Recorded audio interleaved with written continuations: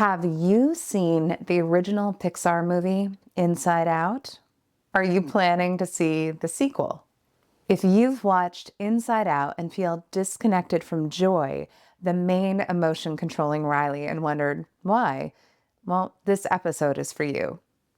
Hello, I'm Annie Wright, a licensed psychotherapist and an expert in childhood trauma recovery.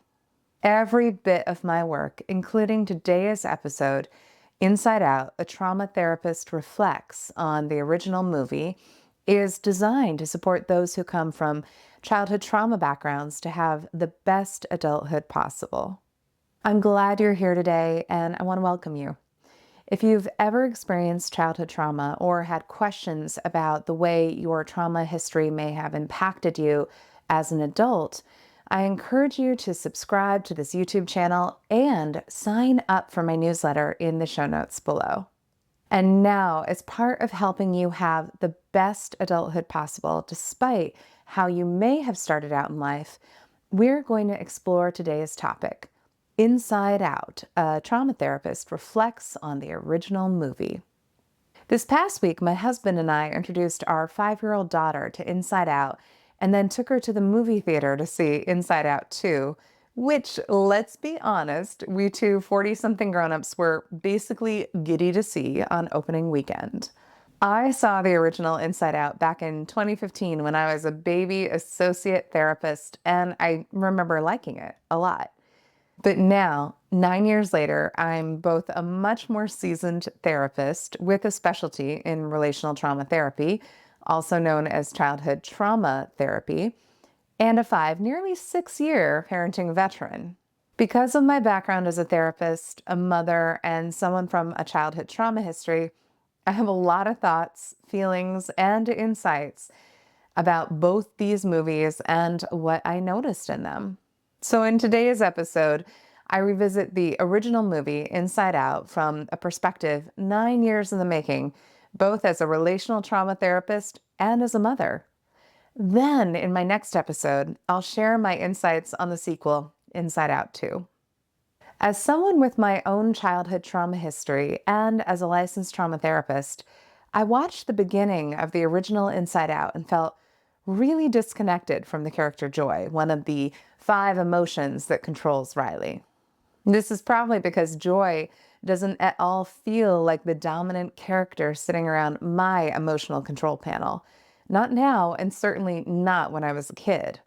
And I think that many of us from relational trauma backgrounds might relate to that experience because our early years were likely colored by overwhelm, fear, confusion, and insecure attachments. Indeed, research shows that chronic stress, particularly PTSD, can lead to restricted positive affect access, meaning we have challenges feeling happy emotions, like joy. So if you come from a relational trauma history and this character felt a little alien to you, know that this is normal. I've written about how, in our later trauma recovery work, finding out what brings us joy is a healing task for many of us. I'll place a link to this essay in the show notes below so you can learn a little bit more about that. Because of my lived experience, what actually felt more accurate to me as I watched the movie was to imagine Joy having a minor supporting character role and imagining instead the characters of anger, fear, and sadness really at the helm of my own emotional control panel. This feeling, this experience I had is actually backed by research suggesting that anger, sadness, and fear can not only be dominant emotions in childhood colored by trauma, but can also be predictors of dominant affect, meaning emotions, in adulthood. So if you too felt like the quote-unquote boss of your own control panel was not joy, you're not alone. Given all of this, by the time joy and sadness start wandering the halls of long-term memory storage, and I noticed the dominant color of the memory halls and walls was basically tinged yellow, I had the thought that my own long-term memory storage walls and halls would more likely have been red, purple, and blue, the corresponding colors to anger, fear, and sadness, versus that dominant yellow color. Studies show that traumatic experiences lead to long-term cognitive and emotional consequences, including enhanced memory for fear, persistent hyperarousal, and difficulties in regulating fear responses.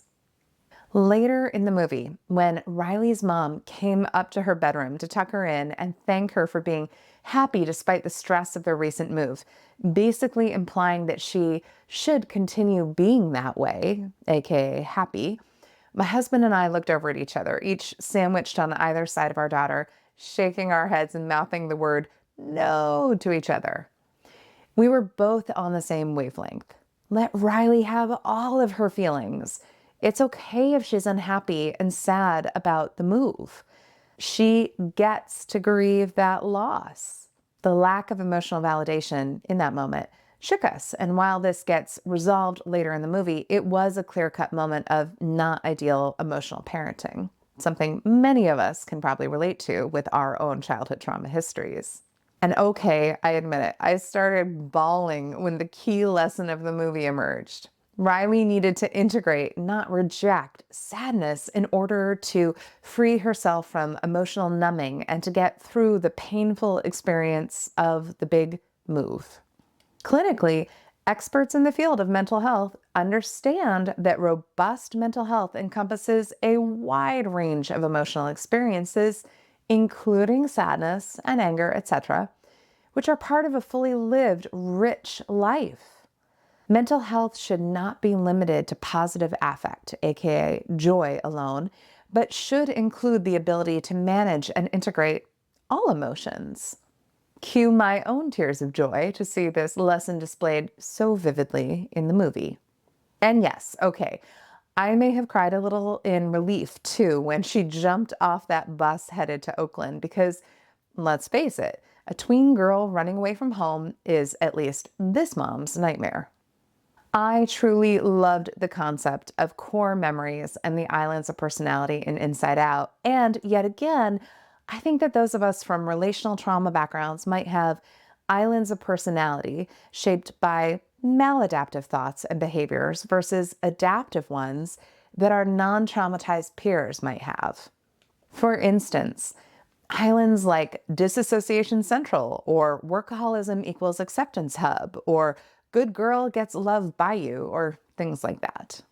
And sure, of course, there could be positive islands as well, like animal lover island, bookaholic island, etc. But again, the landscape of Riley's islands of personality were fairly normative, not colored by relational trauma experiences and maladaptive beliefs per se. Just another thought I had watching as a trauma therapist. The final point I want to highlight from rewatching Inside Out 9 years later as a mom and trauma therapist is this. In one of the final scenes, when a memory ball emerges and it is both yellow and blue, I was thrilled. My daughter turned to me and said, "Mom, look, it's a happy sad emotion." In our house, we talk about combo feelings. Happy sad, like the feeling I get when I see photos of my daughter when she was a toddler. Happy because I love her so much, and sad those days are over.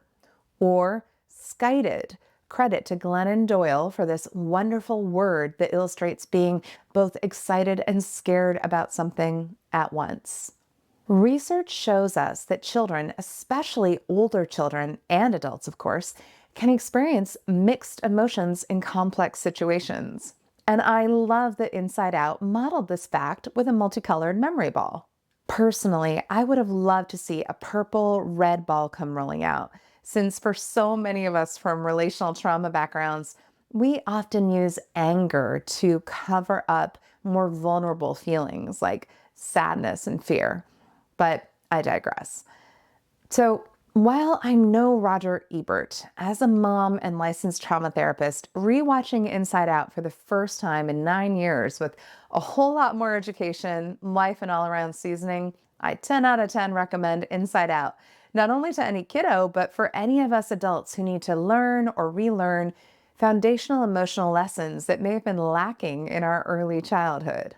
And for those of us from relational trauma backgrounds, I would invite you to realize that, like with so many expressions of the human experience, this one in Inside Out, while wonderful was also normative, meaning it doesn't necessarily account for the disadvantaged playing field and warped experience those of us from relational trauma backgrounds had compared to our non-traumatized peers.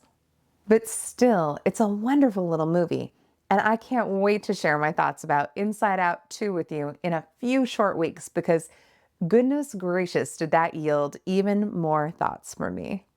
And now, I'd love to hear from you. Have you seen Inside Out?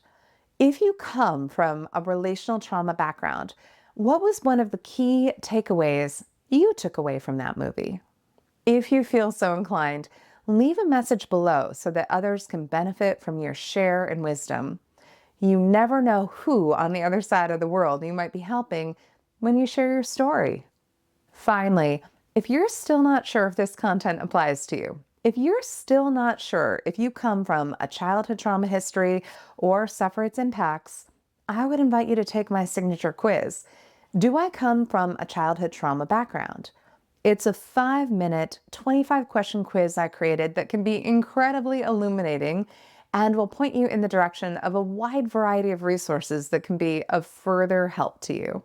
Plus, when you take the quiz, you'll be added to my mailing list where you'll receive twice a month letters from me sharing original, high-quality pieces with accompanying YouTube videos and audios you can stream, devoted to the topic of childhood trauma recovery, and where I share more about me as a person, my life, and how I'm journeying through my own childhood trauma recovery journey and general adulthood.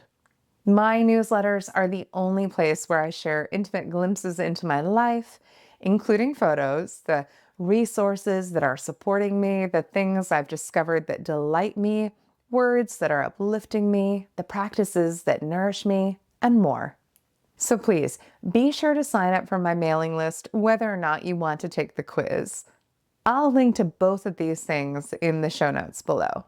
Finally, thank you so much for listening to me today. I truly hope that even a small part of what I shared today felt helpful to you. If you found value in this information and would like to stay connected with my latest content, please consider giving this episode a like. It helps more than you know. Also, subscribing to my channel and turning on the notification bell ensures you're always up to date with my newest episodes. I appreciate your support and look forward to continuing this journey with you. So thank you. And until next time, please take such good care of yourself. You're so worth it.